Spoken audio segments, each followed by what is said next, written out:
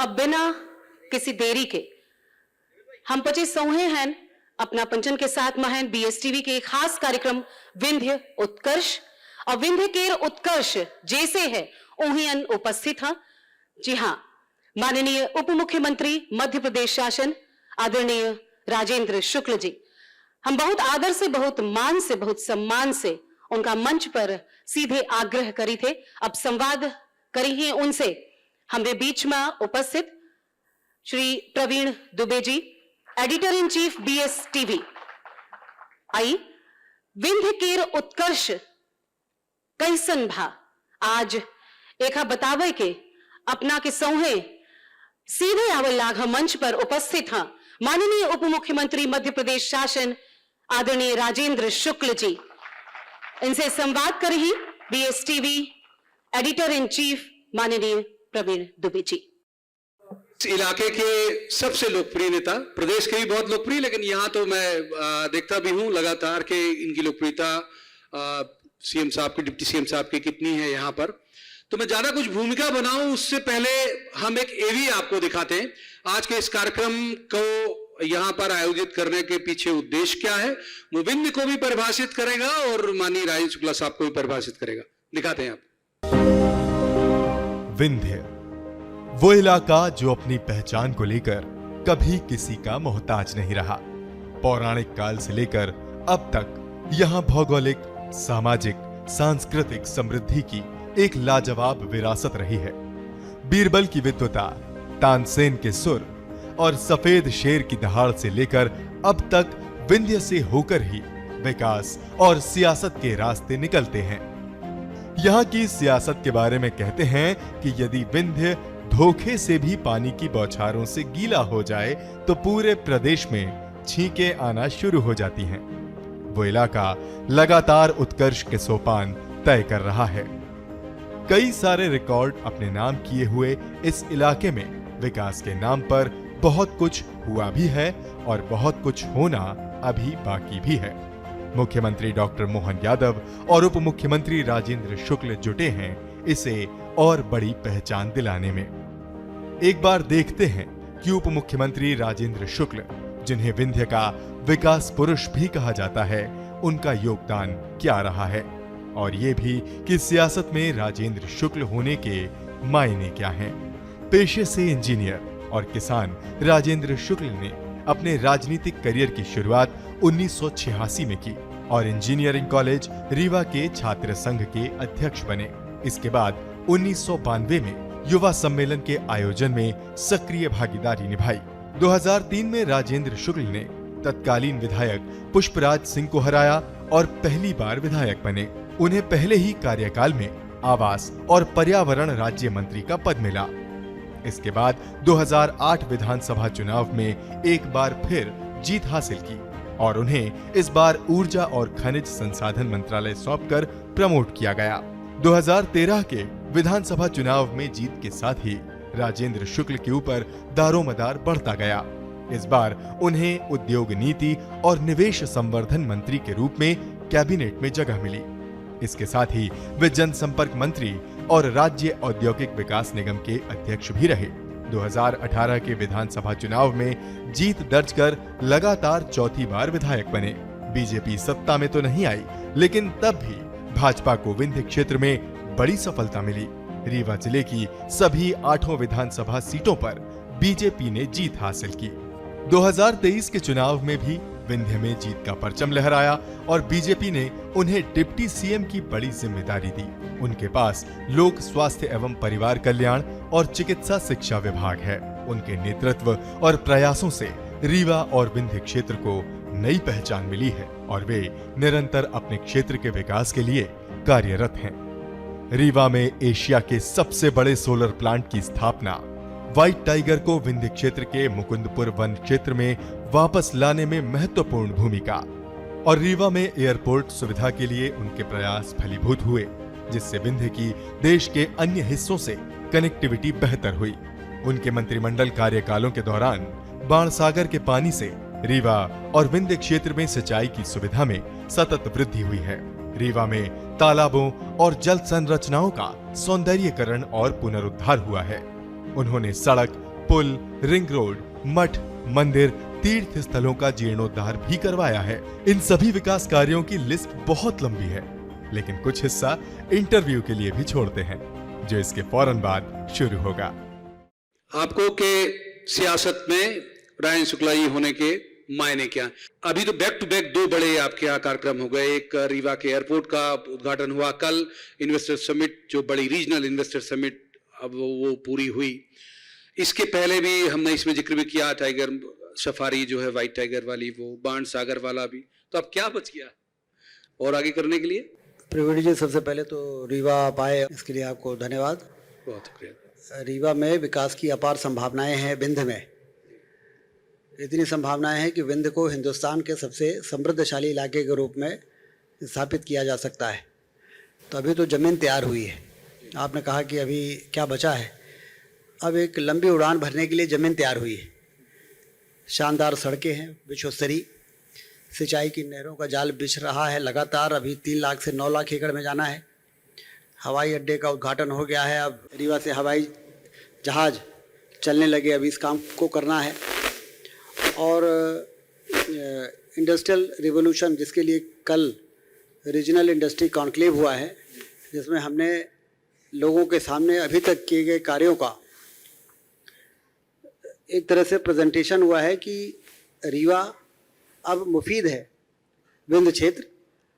आपको उसी प्रकार से, जिस प्रकार से आप इंदौर में इन्वेस्टमेंट करने के बारे में सोचते हैं, आप भोपाल में इन्वेस्टमेंट करने के बारे में सोचते हैं, मजबूत इंफ्रास्ट्रक्चर वाला इलाका अब हमारा विंध्य क्षेत्र है, जहाँ पर रेलवे लाइन सीधी से सिंगरौली, रीवा से सिंगरौली युद्ध स्तर पर काम चल रहा है।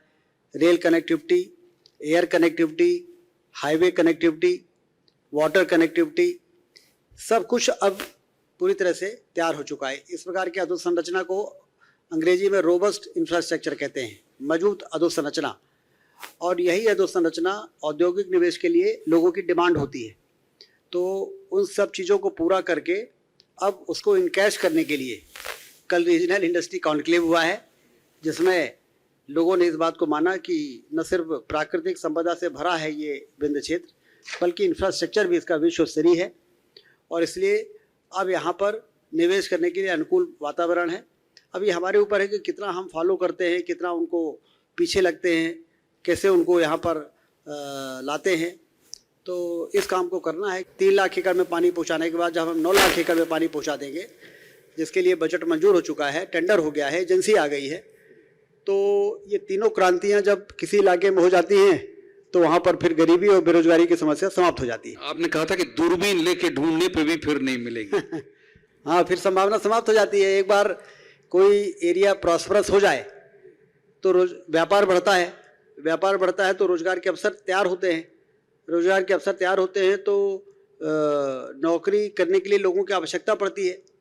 यदि हमने स्किल्ड मैन पावर तैयार करके रखा हुआ है, जैसा अभी हमने रीवा के ITI को 25 करोड़ रुपए उसमें खर्च करके उसको मॉडल ITI बना दिया है, तो उसमें उस प्रकार के ट्रेंड बच्चे किए जा सकते हैं जिस प्रकार की इंडस्ट्री में ट्रेंड लोगों की आवश्यकता होती है। तो इसलिए उनको आदमी चाहिए और हमको नौकरी चाहिए। तो यदि बीच का हमने वो कोऑर्डिनेशन बना दिया तो फिर बेरोजगारी वास्तव में देखने से और ढूंढने से नहीं मिलेगी।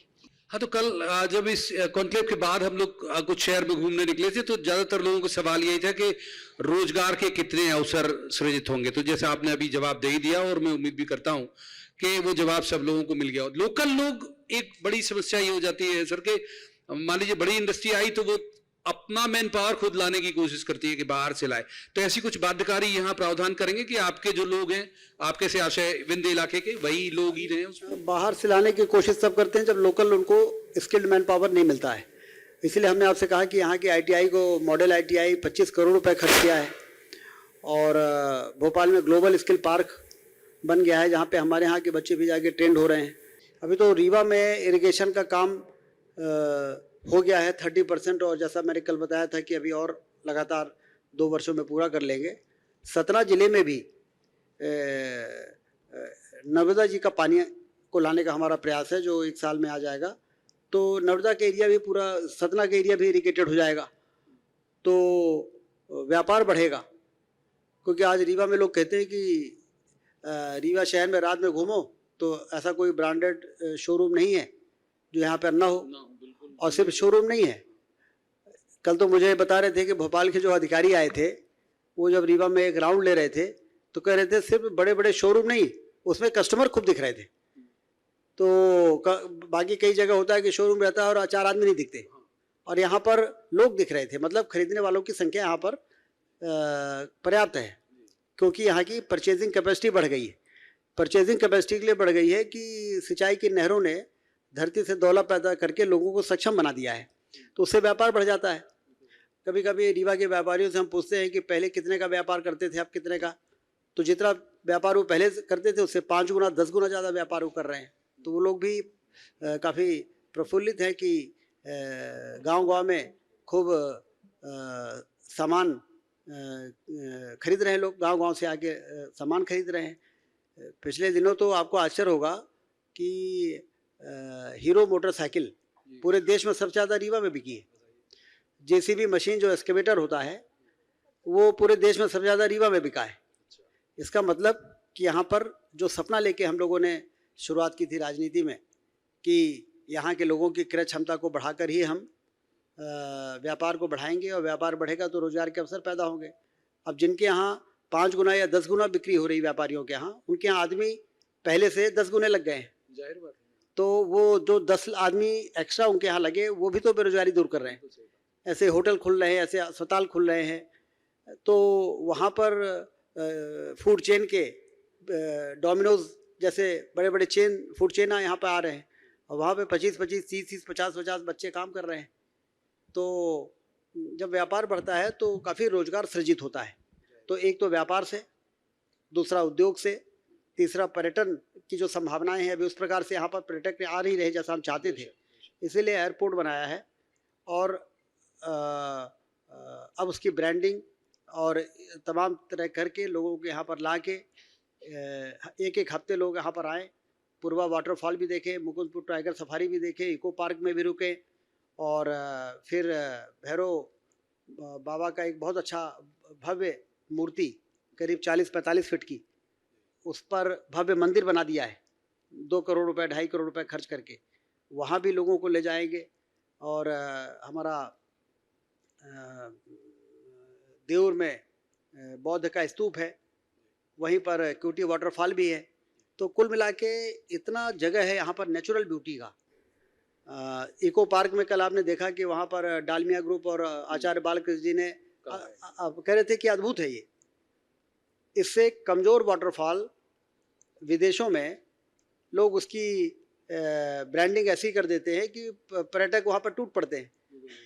उसी भावना के साथ इसको विकसित किया गया है, और यहाँ पर अब लोगों को खींच के लाना और यहाँ के टूरिज़्म को बढ़ाना, उससे भी रोज़गार के अवसर पैदा होते हैं।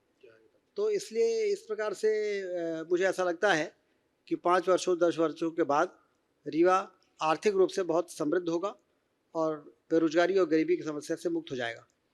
एक बहुत अच्छी बात जैसी भाई साहब ने कही, वो अर्थशास्त्र भी उसको पुष्ट करता है कि भाई बाइंग कैपेसिटी होना और फिर बाइंग बिहेवियर होना, तो एक संयोग उन्होंने बताया कि रीवा में दोनों चीजें बढ़ रही हैं, बाइंग कैपेसिटी भी है और बाइंग बिहेवियर भी है। सर आपने अभी जिक्र किया पतंजलि का, पतंजलि का मैक्सिमम जो इन्वेस्ट करता है वो हेल्थ से जुड़े हुए उसमें करता है या उनके आयुर्वेद से जुड़े हुए उसमें करता है, तो मेडिसिनल प्लांटेशन की खेती वेती को भी कुछ प्रमोट कराएंगे आप यहाँ पे हॉर्टिकल्चर से जोड़ के? अब वो क्रॉप डाइवर्सिफिकेशन के लिए भी उनके अपने कुछ हैं, जब वो यहाँ पर आएंगे और अपने इंडस्ट्री वगैरह लगाने का योजना बनाएंगे तो उसके लिए रॉ मटेरियल में यदि कहीं उनको लगेगा कि क्रॉप डाइवर्सिफिकेशन के लिए किसानों को हम प्रेरित करें और किसानों को ये एहसास हो जाए कि यदि हम कोई ऐसी खेती करते हैं जिसको पूरा का पूरा ये लोग खरीद लेंगे और उससे हमारी आमदनी जितनी होती है उससे ज़्यादा आमदनी होने लगेगी, तो निश्चित रूप से लोग उनको कोऑपरेट करेंगे। और ये तो बहुत कई प्रोडक्ट्स में है। पतंजलि ग्रुप ये जो फास्ट मूविंग कंज्यूमर गुड्स होता है FMCG, इसमें भी है। फिर फूड पार्क में तो अब काफ़ी स्थापित ग्रुप हो चुका है, लगभग 60,000 करोड़ से ज़्यादा इनका टर्नओवर है। तो इसलिए उनके लिए बहुत पहले हमने ज़मीन रिजर्व की थी, तो उनको बताया। उस समय उन्होंने कहा कि हम नागपुर में काम कर रहे हैं। इस बार हमने पूछा कि अब वो दोनों काम पूरे हो गए, तो कहीं हाँ पूरे हो गए। तो हमने कहा फिर आइए रीवा, ज़मीन सुरक्षित आपके लिए रखी हुई है।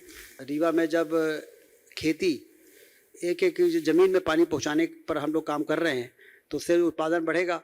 उस उत्पादन का यदि प्रोसेसिंग हो जाएगा तो वैल्यू एडिशन हो जाएगा, तो यहाँ पर रोज़गार भी मिलेगा और एक फूड पार्क स्थापित हो जाएगा, जो आज के ज़माने में इंडस्ट्री के क्षेत्र में एक बड़ी उपलब्धि मानी जाती है।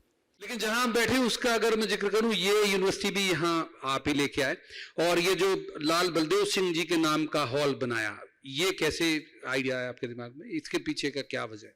अब यहाँ पर जो यहाँ के साहित्यकार हैं, आदरणीय जयराम शुक्ला जी बैठे हुए हैं, आदरणीय चंद्रिका प्रसाद चंद्र जी बैठे हुए हैं। ये सब हमारी जो गौरवशाली इतिहास है उसके बारे में मुझे समय समय पे बताते हैं। और आदरणीय मान सिंह जी ताला हाउस वाले, उन्होंने भी मुझसे जिक्र किया था कि ये जो अपने लाल बलदेव सिंह जी हैं, उन्होंने पहली अखबार, हिंदी अखबार उन्होंने निकाला था, और इतिहास के पन्नों में वो नाम धीरे धीरे गुम हो रहा है। और चूँकि माखनलाल चतुर्वेदी विश्वविद्यालय पत्रकारिता से जुड़ा हुआ विश्वविद्यालय है, उसका परिसर यहाँ पे खुला है इतना भव्य, तो उनका नाम कहीं ना कहीं स्थापित होना चाहिए। चूँकि ये पूरा परिसर माखनलाल चतुर्वेदी जी के नाम है, हम लोगों ने ये तय किया कि ये जो सभागार है, जैसे अवधेश प्रताप सिंह विश्वविद्यालय के सभागार का नाम है पंडित शंभुनाथ शुक्ला जी के, तो उसी प्रकार से यदि लाल बलदेव सिंह जी के नाम से ये सभागार हो जाए तो उनके बारे में लोग जानकारी होगी और महान आत्मा को सच्ची श्रद्धांजलि होगी। इसलिए इसका श्रेय यही कि हमारे जो बुद्धिजीवी साहित्यकार हैं, पत्रकार हैं, उन्हीं को जाता है। शहर तो इसमें कोई दो राय नहीं है, मतलब ये आपके सामने पीछे हर जगह कहने की बात है ये, कि जब हम लोग भी वहां से चले थे तो एक कस्बे का भाव लेके चले थे। मैं कई साल के बाद रीवा आया, लेकिन बहुत खूबसूरत महानगर की तरह आपने डेवलप करा दिया। एक रेलवे लाइन को लेकर सर कई लोग बोल रहे हैं, रीवा ललितपुर सिंगरौली जो लाइन है, ये क्यों, इसमें क्या मुश्किल आ रही है, ये पूरी नहीं हो पा रही है? इसमें युद्ध स्तर पर काम चल रहा है। समय समय पे हम रेलवे के जीएम से लेके और जो डीआरएम हैं और सभी अधिकारी हैं और कलेक्टर, कमिश्नर, एसपी और फॉरेस्ट, सभी के साथ एक सामूहिक बैठक करते हैं हर महीने, और उसमें जो भी मामले सामने आते हैं उसका समाधान निकल जाता है। पिछली बैठक में बताया कि रीवा से सीधी तक तो अब कोई दिक्कत नहीं है, हो सकता है कि गोविंदगढ़ का ट्रेन हम कुछ दिनों के बाद उसको मतलब उसको झंडी दिखा देंगे, और अगले जून तक सीधी तक ट्रेन पहुंचने लगेगी। सीधी से सिंगरौली में बीच में 147 हेक्टेयर का फॉरेस्ट आ रहा था और उनको ज़मीन नहीं मिल रही थी, बदले में ज़मीन देना पड़ता है।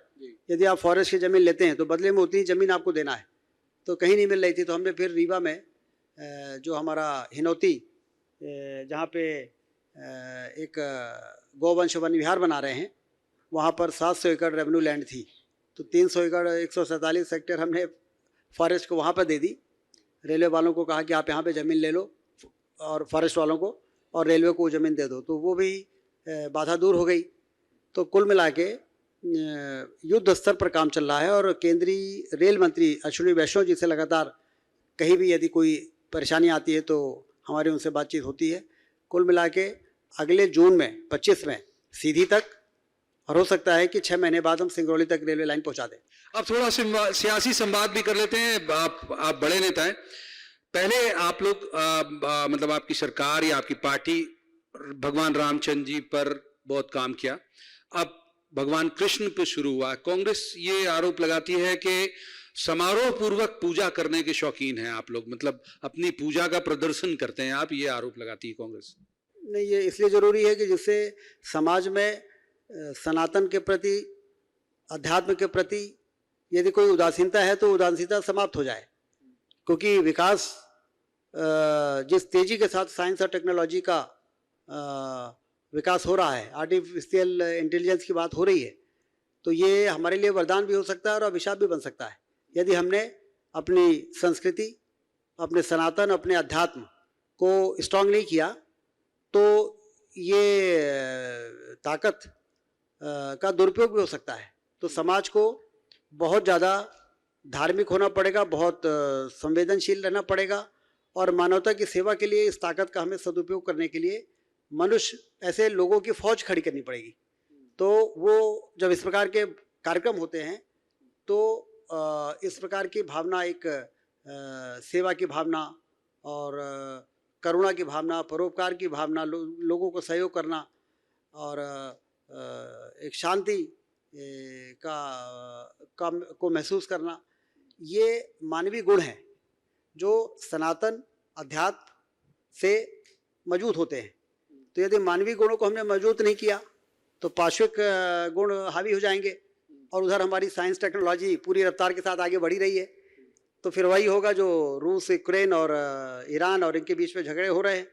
और इसीलिए तो लोग हमारे देश को आशा भरी नज़रों से देख रहे हैं कि भारत यदि दुनिया का नेतृत्व करेगा तो शांति की स्थापना न सिर्फ भारत में होगी, वो सारी दुनिया में होगी। और यदि कोई किसी के बीच में कोई समस्या है तो हमारे पास आएगा और हम उसका समाधान करेंगे। तो इसलिए अन्य विकास के मामलों में भले दूसरे देश हमसे आगे निकल गए हों, लेकिन धर्म और अध्यात्म के मामले में वो हमारे सामने अभी भी बौने हैं, नतमस्तक हैं। और इसलिए जो हमारी सबसे बड़ी ताकत है उसको हम कैसे कमज़ोर होने दे सकते हैं, वही तो हमारी सुपरमेसी है। और इसलिए यदि इस प्रकार का आरोप कोई लगाता है तो वो नकारात्मक विचार है और वो कुंठित विचार मानसिकता है, और इसलिए उस पर ध्यान नहीं देना चाहिए। अच्छा, चलिए मैं और सहूलियत कर देता हूं। आपने कोई लगाता है बोला, राहुल गांधी ने कई बार अपने बयान में कहा, शब्द शायद उच्चारित नहीं किया लेकिन भाव उनके ऐसी ध्वनित होते हैं कि जो आपका हिंदुत्व है वो उग्रता से भरा हुआ, शब्द शायद नहीं है लेकिन भाव वैसी ध्वनित होते हैं, और असल शांति के लिए काम वही करते हैं, मतलब राहुल गांधी और उनकी पार्टी। अब उनको कोई मानता भी तो नहीं है उनके बातों पर, वो कहते जरूर है लेकिन उस पर कोई भरोसा नहीं करता, और इसीलिए लगातार चुनाव में परिणाम सामने आते हैं। तो वो अपने ही तरीके से व्याख्या करते हैं और अपने तरीके से आगे बढ़ रहे हैं, लेकिन देश की जनता को उनके इस व्याख्या से कोई संबंध नहीं है। देश की जनता को जो सही लग रहा है उस ताकत को वो अपना आशीर्वाद दे रहे हैं, और लगातार मजबूती के साथ विकास का रथ हमारे देश का आगे बढ़ रहा है मोदी जी के नेतृत्व में। एक वक्त था कि सपा और बसपा ठीक ठीक यहाँ परफॉर्म कर पाती थी, बीते 2-3 चुनावों की मैं बात कर रहा हूँ, धीरे धीरे वो खत्म होते गए। क्या वजह मानते हैं आप कि ये क्यों इनका प्रभुत्व खत्म हुआ? पहले लोगों ने सुशासन को ना तो देखा था ना उसका लाभ जमीन पर उतरते हुए देखा था। इसलिए उस समय एक समय तो ऐसा भी आया, हमें ध्यान है कि नेताओं पर लोगों का भरोसा उठ गया था। लोग कहने लगे थे एक नागनाथ हैं तो दूसरे सांपनाथ हैं। लेकिन भारतीय जनता पार्टी की सरकारें जब से काम करना शुरू की, अटल बिहारी वाजपेयी जी से ये शुरुआत हुई, फिर भाजपा की सरकारें राज्यों में बनी, तब समझ में आया कि सुशासन और कुशासन में अंतर क्या होता है। जब प्रधानमंत्री सड़क योजना से आज़ादी के 55 सालों के बाद प्रधानमंत्री सड़कों से काम होना शुरू हुआ, तो जिन गांवों में कभी सड़क नहीं थी वहाँ डामर की सड़क बनने लगी, तो लोगों ने कहा कि देश का कायाकल्प होने लगा है। अब तो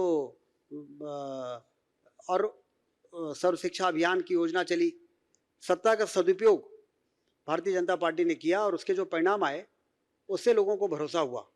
तो फिर जाति की राजनीति करने वाले, संप्रदाय की राजनीति करने वाले, क्षेत्रीय दलों ने जिस तरीके से अपने अपने राज्यों में अपना वर्चस्व बना के और सत्ता में पहुंच जाते थे, फिर खजाने पर डकैती डालने लगते थे, ऐसे लोग फिर धीरे धीरे किनारे होने लगे और भारतीय जनता पार्टी का सुशासन लोगों के दिल और दिमाग में छाने लगा, बैठने लगा, और लोगों को लगा कि जिस प्रकार के सरकार की हम अपेक्षा करते थे वो उसकी पूर्ति भारतीय जनता पार्टी की सरकारें कर रही हैं।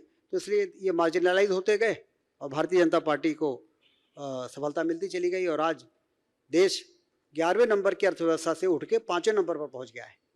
अब हमसे आगे सिर्फ जर्मनी, जापान, चाइना और अमेरिका हैं। 5 सालों के बाद जर्मनी, जापान भी हमसे पीछे होने वाले हैं, और 2047 में जब आज़ादी के 100 वर्ष पूरे होंगे तो अमेरिका और चाइना भी पीछे हो जाएंगे। नंबर 1 पर आर्थिक महाशक्ति बन के भारत दुनिया का नेतृत्व करेगा, विश्व गुरु बन जाएगा। तो ये जो 11वें नंबर से 5वें नंबर पर हम पहुँचे हैं उसका असर हमको दिखाई दे रहा है कि हजारों करोड़ की सुरंग बन रही है, हजारों करोड़ की सड़कें बन रही हैं, सिंचाई की नहरें बन रही हैं। अकेले रीवा जिले में गांव-गांव में नल से जल देने के लिए 3,000 करोड़ का काम चल रहा है। आपको आश्चर्य होगा, ये पैसा कहाँ से आ रहा है? और जब एक जिले में ऐसी सतना जिले में 3,000 करोड़ का काम चल रहा है, पूरे मध्य प्रदेश में 70,000 करोड़ का काम चल रहा है, पूरे देश में लाखों करोड़ का काम नल से जल गांव गांव में मिलने लगे, फिल्टर वाला पानी, कोई सोच सकता था सपने में भी? तो इसके लिए इतना पैसा, ये जो हमारी अर्थव्यवस्था 11 नंबर से 5 नंबर पहुंची है, देश में अब जरूरी कामों के लिए धन की कमी अब आड़े नहीं आ रही है। और इसलिए मेडिकल कॉलेज बन रहे हैं। जब हम लोग भारत सरकार में आए तो 5 या 6 मेडिकल कॉलेज से अब 14 हैं। इस साल 3 और शुरू हो रहे हैं, अगले साल 8 शुरू हो रहे हैं। तो इन सब में पैसा लगता है, इसलिए देश की सरकारों के खजाने हमेशा मजबूत होने चाहिए। आर्थिक व्यवस्था ये सरकार में बैठने के बाद ये कहने का अधिकार नहीं होना चाहिए कि हाँ साहब क्या करें, वो बाण सागर इसलिए नहीं बन रहा है क्योंकि पैसा नहीं है। कानों से सुना है ये बाण सागर जीवनदायिनी योजना जिसने रीवा की तस्वीर बदल दी, जब इसको पूरा करने के लिए हमारे पत्रकार साथी उस समय के मुख्यमंत्री जी से कहते थे तो कहते थे कि बात तो सही है लेकिन पैसा नहीं है। अब वो आपको ऐसा कहते हुए देश में कोई भी सरकार दिखाई नहीं देगी। तो क्या आप, जाहिर है कि भाई विपक्ष का भी आकलन बेहतर करते होंगे, आप संवेदी और विद्वान राजनेता हैं, कांग्रेस की इस स्थिति में, जिस स्थिति में अभी वो है, क्या वजह है आपको लगता है, क्या क्यों पहुंची यहां तक? सत्ता का दुरुपयोग। उनको खूब मौका मिला काम करने का, वो चाहते तो सब काम कर सकते थे जो हम लोग कर रहे हैं। रीवा में एयरपोर्ट बना सकते थे, बाण सागर बांध का काम जो 2003 में हमारी सरकार बनी और 6 में हमने पूरा किया, वो तो 90 में बना सकते थे। और 90 में बन गया होता है बाण सागर जो कि 2006 में बना। 35 साल लगे बाण सागर को बनने में। वो तो भारतीय जनता पार्टी की सरकार आ गई 3 में, इसलिए 6 में हम लोगों ने बना दिया दिन रात पीछे लग के। यदि 90 में बन गया होता तो रीवा आज जहां पर है उससे बहुत आगे होता। तो राजनीतिक अपराध है ये, जिसके कारण कांग्रेस की दुर्गति हुई है। मैं इसको राजनीतिक अपराध कहता हूं कि जनता ने आपको मौका दिया, आपने आपको ताकत दी और आपने उसका सदुपयोग करने के बजाय उल्टा दुरुपयोग कर दिया और उसके कारण कांग्रेस की यह हालत हुई है। तो लेकिन कई बार इलेक्शन के वक्त आपके यहाँ एक सेल खुल जाती है, मतलब बीजेपी में भी एक पूरा एचआर डिपार्टमेंट सक्रिय हो जाता है कि भाई बहुत से कांग्रेसी भर्ती कर लेते हैं, आ जाते हैं, बहुत सारे लोग आए भी, और कई जगह तो बहुत बड़ी तादाद में लोग आते हैं। तो वो आगे दूध में पानी जैसे मिल जाते हैं या फिर तेल की तरह अभी भी सतह पर ही है? काफी लोग मिल जाते हैं, कुछ लोग सतह में तैरते रहते हैं, तो फिर उस जगह से बाहर भी हो जाते हैं। आपके इलाके में भी या आपके वाले समय में मालूम पड़ेगा। ये भाजपा में कभी कोई किसी को बताता नहीं है कि तुम तैर रहे हो कि घुल गए हो। ये एहसास तैरने वालों को पता होता है कि वो घुला के तैर रहा है, नहीं मालूम रहता है लेकिन एहसास नहीं कराते हैं, उस समय आने पे एहसास कराते हैं। अच्छा, एक आपका थोड़ा व्यक्तिगत सवाल कर लेता हूँ, अगर मैं गलत हूं तो आप टोकिएगा। मुझे हम ये नहीं चाहते हैं कि जो हमसे हमारे पास आ गया वो फिर लौट के चला जाए, यही रहे और यहीं पर जो जैसा करेगा वैसा भुगतेगा। तो रखने तक के प्रयास तो करते हैं आपके परिवार, मतलब कई बार ऐसे लगता है कि इतने मेहमान आ गए कि मेजबानों के बैठने और उठने की जगह खत्म हो गई। क्या है, ये भारतीय जनता पार्टी को हमें लगातार लोगों को जोड़ना है। पंडित दीनदयाल उपाध्याय जी कहते थे कि जो आपको का मतदाता नहीं है, जो आपका विरोधी है उसको मतदाता बनाओ, जो मतदाता है उसको प्राथमिक सदस्य बनाओ, जो प्राथमिक सदस्य है उसको सक्रिय सदस्य बनाओ। तो हमें विरोधी तो किसी को मानना ही नहीं है, सब अपने हैं। तो वो जो कांग्रेस मुक्त भारत का एक जो बीच में से नारा चला था, उसे थोड़ा मॉडिफाइड और मैक्सिमाइज कर लिया गया आपने इस जरिए के एंट्री करा दो तो कांग्रेस ही खत्म होती जाए। क्योंकि सबको जोड़ जोड़ के, जब तक हमारा संगठन मजबूत नहीं होगा, जब तक लोग हमसे ज्यादा से ज्यादा हमारे झंडे के नीचे नहीं आएंगे, तो हमारी सरकार के बनने की जो गारंटी है वो नहीं रहेगी।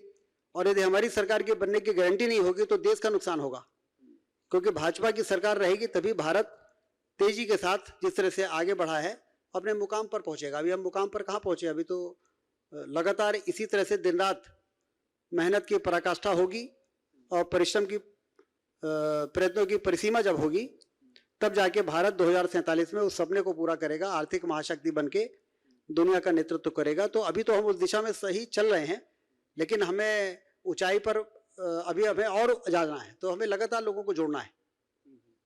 कुछ सर मौजूदा सरकार के बारे में भी कई सारी खबरें छन छन के आती रहती कि जैसे आपने कहा संगठन की नाराजगी, वैसे सरकार में भी कई जगह से विधायकों के नाराज होने की खबर या फिर कुछ मंत्रियों के नाराज होने की खबर, ये सच है अफवाह? जितना आप फिल्टर करके बता सकते हैं हमारे दर्शकों के लिए बता दीजिए। अफवाह ज़्यादा रहती है, क्योंकि हम लोगों के यहाँ यदि कोई बात है तो मिल बैठ के और बता दी जाती है, उसका समाधान हो जाता है। और हमारे यहाँ इतने मैच्योर लोग हैं कि जो काम नहीं हो सकते हैं उसको लेके कोई नाराज़ नहीं होता है, समझ जाता है कि भाई इसमें तो ये परेशानी है। तो काम ना होने से कोई परेशान, प्रयास करना हमारा काम है। बहुत से जनहित के मामले होते हैं, बहुत से व्यक्तिगत मामले होते हैं, हो जाए तो बहुत अच्छा है, लेकिन यदि नहीं हो पा रहा है तो किसी के ऊपर नाराज़ होने से कोई फ़ायदा नहीं है। समझा दिया जाता है कि ये काम हो सकता है और ये काम नहीं हो सकता है। तो इतने मैच्योर लोग हैं भाजपा में, समर्पित, तन समर्पित, मन समर्पित और ये जीवन समर्पित। चाहता हूँ देश की धरती मैं तुझे कुछ और दूं, तो इस भावना के साथ भाजपा में लोग आते हैं। तो इसलिए वो इन छोटी मोटी बातों पे नाराज होके और पार्टी का संगठन का नुकसान कर दे, यदि कोई इस गलतफहमी में है तो जो गलतफहमी में उसका नुकसान हो जाएगा, भाजपा का नहीं होगा। अच्छा, सोशल मीडिया में भी आप देखिए थोड़ा इसे आप कह सकते हैं कि पार्टी का आंतरिक लोकतंत्र है, लेकिन सोशल मीडिया में भी एमएलएस के बयान या आपके पड़ोसी एक एमएलए का अभी एक वीडियो भी आ गया था पुलिस के सामने कि साहब किसी नशे वाले के खिलाफ मुहिम चला रहे हैं, नहीं तो मुझे मरवा दिया जाएगा टाइप का वो आरोप लगा रहे थे। सागर से भी हुआ, गोपाल जी ने फिर उसे रिट्वीट भी किया। ये आपको ठीक लगता है कि ये आखिर फाइनली बदनामी तो मतलब आपकी गवर्नमेंट की, पार्टी की होती है ऐसी घटनाओं से? लेकिन फिर जब बैठते हैं तो यदि कोई गलतफहमी है तो दूर हो जाती है, तो फिर सब फिर एकजुट होकर चले लगते हैं। तो इसलिए नुकसान नहीं होगा। कभी कभी जनता के मुद्दे उठाने पर उसके दोनों पहलू होते हैं। जनता के लिए यदि नहीं बोलेंगे तो जनता में कुछ उल्टा असर पड़ सकता है। उठाने का तरीका कैसा होगा ये बीच में पार्टी गाइडलाइन देती है। तो यदि किसी ने तरीके पर थोड़ा गलत तरीका अपना लिया है तो वो बैठ के और फिर आगे से उस सही तरीका अपनाते हैं। अच्छा, कई जगह ये मेडिकल कॉलेज नए अनाउंस भी हो जाते हैं और वो उतने सुविधा संपन्न नहीं होते हैं, और खासतौर पर जो प्राथमिक स्वास्थ्य केंद्र ग्रामीण इलाकों की अगर हम बात करें, इसको लेके कोई नवाचार आप प्लान करके चल रहे हैं स्वास्थ्य केंद्रों स्वास्थ्य के क्षेत्र में? इसमें जो हमारे विकास खंड स्तर पे जो सामुदायिक स्वास्थ्य केंद्र हैं उसको जिला अस्पताल के लेवल तक उसको अपग्रेड करना, यही इस हेल्थ डिपार्टमेंट का सुधार का सबसे बड़ा तरीका है, हो सकता है। इसलिए हम लोगों ने इस पर काम करना शुरू कर दिया है और जो गैप एनालिसिस कराई है कि हमारे जो विकास खंड और प्राथमिक स्वास्थ्य केंद्र है उसमें क्या कमी है, कितने डॉक्टर चाहिए, कितने पैरामेडिकल स्टाफ चाहिए। पहले तो हम मानव संसाधन की कमी की पूर्ति कर रहे हैं। इसके लिए 33,000 लोगों की हम भर्ती कर रहे हैं कि जितने लोगों की आवश्यकता है उतने डॉक्टर वहाँ पहुँच जाएं, उतने पैरामेडिकल स्टाफ पहुँच जाए। ये बात सही है कि डॉक्टरों को ग्रामीण क्षेत्रों में पहुँचाना एक चुनौती है, लेकिन उसके लिए भी तरीके हम लोग ढूंढ रहे हैं कि हम ज़्यादा उनको वेतन दें, ज़्यादा उनको इंसेंटिव दें, किस तरीके से उनको सुविधा दे सकें। उनके पीजी में और सुपर स्पेशलिटी में ग्रामीण क्षेत्र में यदि काम करेंगे तो उसमें उनको कुछ हम इंसेंटिवाइज करें। इस प्रकार से कोई ना कोई तरीका ढूंढ रहे हैं जिससे कि जब हमारी ये भर्ती आने वाले 2-3-4 महीनों में जब 100% कमी की पूर्ति हम कर दें और उसके बाद मॉनिटरिंग सिस्टम ऐसा बनाएं कि किसी को जिला अस्पताल ना आना पड़े इलाज के लिए। जिला अस्पताल में जब हनुमाना से और त्योथर से और चाक घाट से और जवा से लोग यहाँ पे आते हैं तो उनको भी परेशानी होती है। उसी प्रकार के हेल्थ की सुविधा यदि हम वहाँ पर पहुँचा दें तो फिर सारे हमारे जो फर्स्ट रेफरल यूनिट कहलाई जाती है, ये कम्युनिटी हेल्थ सेंटर को फर्स्ट रेफरल यूनिट कहते हैं। 358 में 358 यदि FRU के लिए सर्टिफाई हो जाएं तो जैसा आपने पूछा कि स्वास्थ्य के क्षेत्र में एक बहुत ही क्रांतिकारी परिवर्तन आपको देखने को मिलेगा। बाकी मेडिकल कॉलेज हम बना ही रहे हैं, डॉक्टर्स ज़्यादा अभी 2500 MBBS डॉक्टर्स हमको हर साल मिल रहे हैं, 1250 PG विशेषज्ञ हमको मिल रहे हैं। लेकिन जब हमारे सारे ये मेडिकल कॉलेज शुरू हो जाएंगे तो फिर डॉक्टर सरप्लस में रहेंगे। डॉक्टरों जब ज़्यादा डॉक्टर हमारे पास उपलब्ध रहेंगे तो ग्रामीण क्षेत्रों में बेहतर सुविधा और डॉक्टरों को पहुंचाना हमको ज़्यादा आसान हो जाएगा। तो हर फ्रंट में काम हो रहा है। अच्छा, आप कुछ थोड़े से व्यक्तिगत संवाद कर लेते हैं। और मैंने कहीं से पता किया, हो सकता है गलत हूं तो आप जरूर मुझे दुरुस्त करिएगा, कि स्विमिंग का बड़ा शौक है आपको। और बचपन में आप जब जाते थे तो मुझे पता लगा कि आपके पापा जी 2-3 लोग पीछे पीछे भेज देते थे कि मतलब वॉच करते रहना, ये वापस मतलब जल्दी निकल के बाहर आएंगे नहीं। ये सही है क्या? बात सही, क्योंकि बचपन में स्विमिंग का बहुत शौक रहा। हम लोग लक्ष्मण बाग जाते थे और गर्मी की छुट्टियों में अपने गांव जाते थे, तो वहाँ तालाब में पूरे दोपहर हम लोग तैरते थे। तो फिर 2-3 दिन बाद हमको लेने वाले रीवा से पहुँच जाते थे। तो ये बात सही है। अच्छा, एक खाने के बारे में भी मुझे पता लगा कि भोजन का और खासतौर पर स्वाद का को बड़ा आप बहुत उस पर फोकस करते हैं। मतलब मुझे बताया गया कि कोई भी डिश थाली आई आपके हाथ में तो आप चख के बता देते हैं कि ऐसा ऐसा है। और ये कहा गया कि सब गलतियां इस भाव में नहीं बताते कि यार ये खराब बना, इसमें थोड़ा सा और यदि ऐसा करते तो अच्छा हो सकता था। ऐसी भी सलाह आप देते हैं खाने के लिए? नहीं, हम कौन सा खाना कैसे बनना है ये तो हम नहीं जानते, लेकिन सही बना है कि नहीं बना ये जरूर बता देते हैं। तो मीनू तय करते हैं। यदि हमने ये बोल दिया कि खाना अच्छा है तो फिर आप किसी को भी खिला सकते हैं। मतलब टेस्टेड और ट्रस्टेड हो जाता है वो। अब तो खैर बच्चे बड़े हो गए सर आपके, लेकिन होमवर्क कराते थे आप उस वक्त जब वो छोटे थे, जब उन्हें जरूरत थी तब?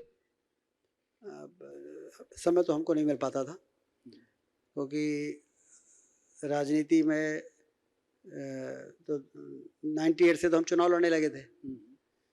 और उसमें 98 में चुनाव हम भले नहीं जीत पाए, लेकिन जितने अभी सक्रिय हैं उतने ही 98 से 2003 में भी सक्रिय रहे। और उसका कारण रहा कि 2003 में जब विधायक बने तो मध्य प्रदेश में सबसे ज़्यादा वोटों से चुनाव जीते। तो इसलिए बहुत रेयर ओकेजन ऐसा रहा होगा कि जब कोई इस प्रकार से होमवर्क बच्चों को कराने की बात आई है। लेकिन बीच में समय निकाल के कभी साथ में बच्चों के कहीं घूमने जाना वीकेंड में या 2-4 दिन के लिए, 1 हफ्ते के लिए, ये जरूर समय निकालते थे। मतलब क्वालिटी टाइम स्पेंड करते थे आप उनके साथ। एक और इसी से जुड़ा हुआ आपके बच्चों का तो बिल्कुल मैंने अभी तक जो तय है वो इंटरेस्ट दिखता नहीं है पॉलिटिक्स में। बहुत सारे और पॉलिटिशियन हैं सर जिनके बच्चे काबिल हैं। ये जो आपकी पार्टी ने बना लिया, आपको नहीं लगता कि उनके अवसर रोके जा रहे हैं? मतलब वो ठीक है कि उनके केयर ऑफ बड़ा नाम जुड़ा हुआ है पापा का, लेकिन बच्चे भी तो क्षमतावान हैं। और अगर उनमें क्षमता है तो सिर्फ इस ग्राउंड पे क्यों रोक देना कि परिवारवाद नहीं चलेगा पार्टी में? अगर कैपेबल हैं तो क्यों नहीं आना चाहिए? अब बहुत से कार्यकर्ता भी रहते हैं जो नेता के साथ पूरा जीवन खपा देते हैं। तो यदि उनको ध्यान में रख के सोचें तो लगेगा कि इनको भी कभी ना कभी मौका मिलना चाहिए। तो ये पार्टी तो ऐसे तपस्वी लोगों की पार्टी है कि अब प्रधानमंत्री मोदी जी के परिवार में कौन कहाँ है हम लोग देखते हैं। तो कभी भी मुख्यमंत्री निवास में या प्रधानमंत्री निवास में कभी कोई उनका परिवार का व्यक्ति कभी आता है जाता है, कभी किसी ने सुना नहीं। तो एक पहलू ये सही बात है कि यदि किसी में योग्यता है तो उसको क्यों रोका जाए। लेकिन यदि भारत की राजनीति में ऐसा दौर चला कि क्षेत्रीय दल बना के लोगों ने परिवार की पार्टी ने, यदि बिल्ली के भाग से छीका टूट गया और सरकार बन गई तो 5-7 मंत्री उनके बच्चों से लेके, और अब वो किसी मुख्यमंत्री ने अपने बेटे को डिप्टी सीएम बना दिया है। स्टालिन ने तमिलनाडु में।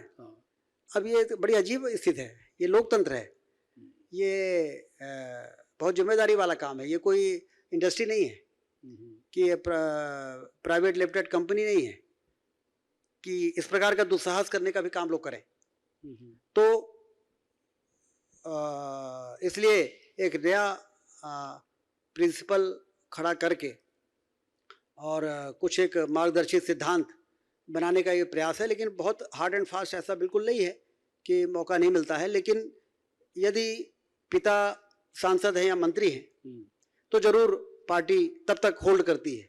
लेकिन बहुत से ऐसे लोग हैं जो केंद्र में मंत्री हैं भाजपा के, उनके पिताजी नहीं हैं, किसी ज़माने में मुख्यमंत्री होते थे, तो इसलिए फिर उनको थोड़ा सा रोक के, और जब तक पिताजी का कार्यकाल है तब तक दूसरों को मौका मिल जाए, इस प्रकार से वो कोई बहुत हार्ड एंड फास्ट नहीं है, लेकिन एक संदेश है अन्य दलों के लिए जो उन्होंने बिल्कुल ही परिवार की पार्टी बना दिया। अब लालू यादव जी, मुलायम यादव जी के परिवार में आप देखिए तो परिवार में 4-4 सांसद हैं, 3-3 विधायक हैं, सरकार बन जाती है तो 5-5 मंत्री बन जाते हैं।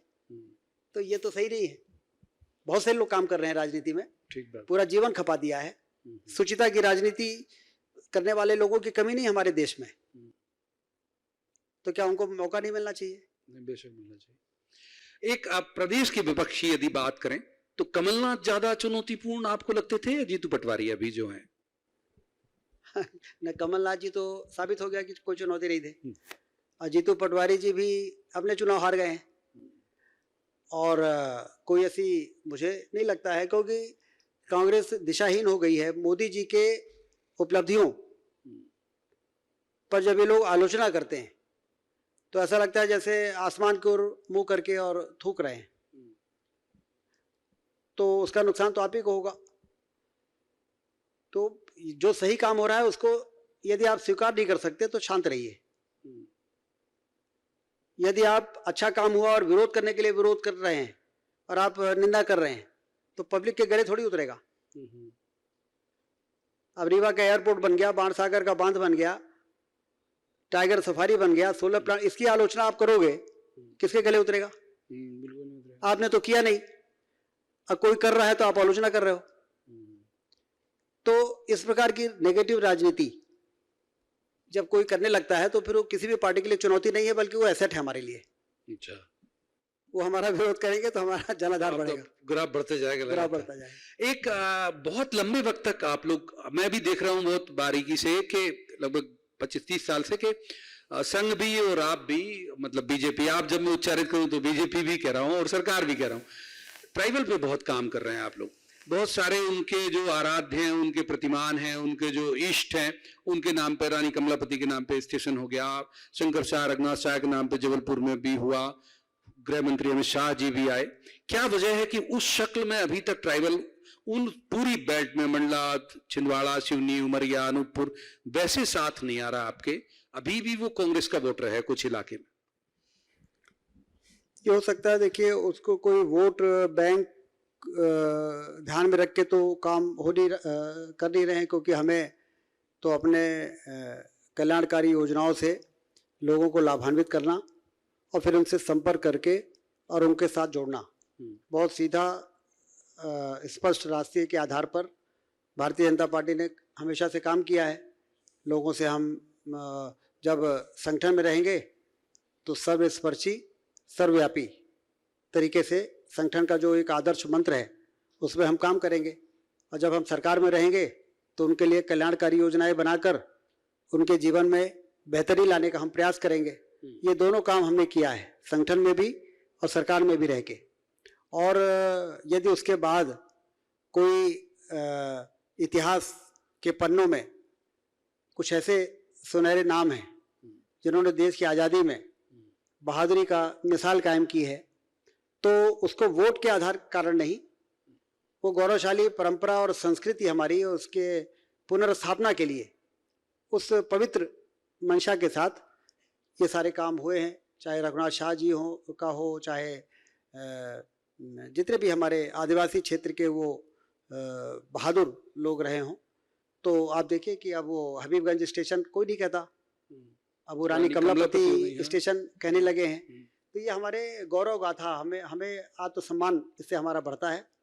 और तो इसके पीछे कोई पॉलिटिकल उद्देश्य, पॉलिटिकल तो हमारा है कि हम संपर्क करेंगे, उनको अपने साथ जोड़ने की कोशिश करेंगे, और सरकार में रहेंगे तो उनके लिए योजनाएं बनाएंगे। प्रधानमंत्री आवास योजना है, आयुष्मान योजना है मकान के लिए, स्वास्थ्य के लिए संबल योजना है, लाडली बहना योजना है। इस प्रकार की योजनाओं से हम उनको जीवन में एक सपोर्ट सिस्टम बन जाए, इसके लिए काम करेंगे। उसके आधार पर जो लोग हमसे जुड़ चुके हैं, जो नहीं जुड़े हैं, इसका मतलब वहाँ पे हमने संगठन अभी हमारा वहाँ नहीं पहुँचा है।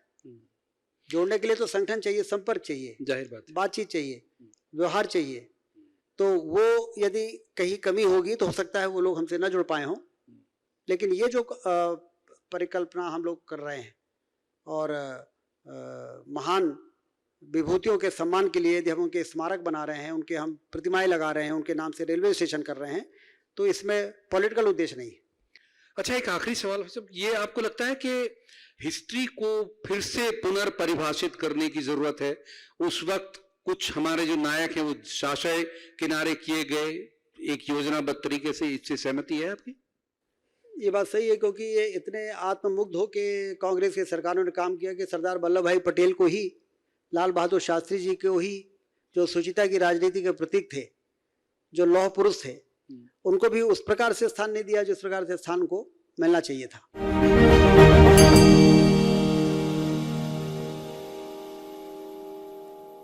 हार्दिक आभार व्यक्त करे थे हम, काहे कि बहुत व्यस्ततम समय में से आदरणीय उप मुख्यमंत्री जी विंध्य के चहेते राजेंद्र शुक्ल जी उपस्थित भी और बहुत सार्थक संवाद भा।